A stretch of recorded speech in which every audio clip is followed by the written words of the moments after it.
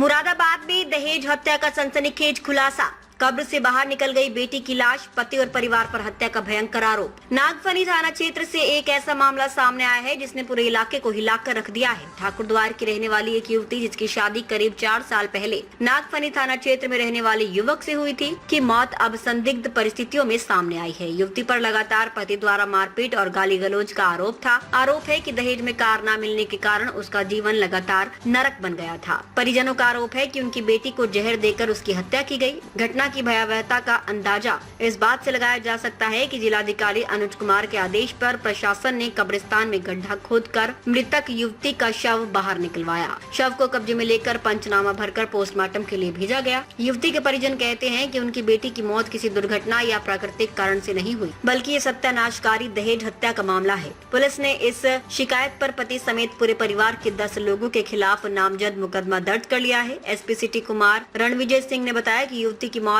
25 अगस्त को संदिग्ध परिस्थितियों में हुई थी। उस समय दोनों परिवारों की सहमति से शव का अंतिम संस्कार किया गया था। परिजनों द्वारा दी गई तहरीर के आधार पर अब मामला गंभीरता से दर्ज किया गया है और शव को पोस्टमार्टम के लिए कब्र से बाहर निकालकर जांच शुरू कर दी गई है। पोस्टमार्टम रिपोर्ट आने के बाद ही स्पष्ट हो पाएगा कि युवती की मौत हत्या थी या प्राकृतिक कारण से हुई। पूरा शहर इस भयानक घटना से स्तब्ध है। दहेज प्रथा की एक काली हकीकत एक बार फिर समाज को झकझोर रही है। परिजन न्याय की गुहार लगा रहे हैं और पुलिस प्रशासन इस सनसनीखेज मामले की गहन जांच कर रहा है। मुरादाबाद से संवाददाता कुलदीप सिंह की रिपोर्ट। सर, थाना नागफनी क्षेत्र से कब्रिस्तान में से एक बॉडी को निकाला गया है, क्या है पूरा मामला? देखिए, एक मुकदमा 7 तारीख को थाना नागफनी में दर्ज किया गया था, जिसमें वादी का यह आरोप था कि उनकी पुत्री की शादी नागफनी क्षेत्र में हुई थी और उनकी 25/8 को संदिग्ध परिस्थितियों में मौत हो गई थी। लेकिन उस समय दोनों परिवारों की सहमति से उनका दाह संस्कार हो गया था।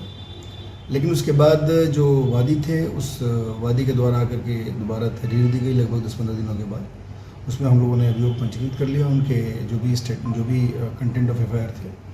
और उसमें चूँकि जो बॉडी थी, डेड बॉडी का ऑलरेडी दाह संस्कार हो गया था, यानी उनकी कब्रिस्तान में उनको दफना दिया गया था। तो उसके बाद जब मुकदमा पंजीकृत हो गया तो आयोग के द्वारा जो हमारी विधिक प्रक्रिया है, जिलाधिकारी महोदय के आदेश से अभी बॉडी को उसमें से कब्र से निकाल कर उसको एक्सह्यूम करके उसमें उसका पंचनामा पोस्टमार्टम कराया जा रहा है और उसके बाद उसमें फिर अग्रिम जो भी एविडेंस आएगा उसके हिसाब से कार्रवाई की जाएगी। सर, लगभग कितने लोगों के खिलाफ इसमें नामजद मुकदमा हुआ है? इसमें उन्होंने 10 व्यक्तियों को नामजद किया उस मुकदमे में और उसमें एविडेंस जो भी है, जैसे भी है, उसको सबको कलेक्ट करके उसमें बारी बारी से देखा जाएगा और जिसके विरुद्ध जो भी साक्ष्य होगा उसके हिसाब से हम। सर, घटना की वजह क्या है? देखिए, आरोप तो उनका ये है कि परिवार में कोई दहेज की मांग को लेकर के कुछ कला होता था और जो मृतका हैं उनके साथ मारपीट की जाती थी। तो ये तो वादी का कहना है और वादी का ये भी कहना है कि उसको उनकी बेटी को पॉइजनिंग किया गया।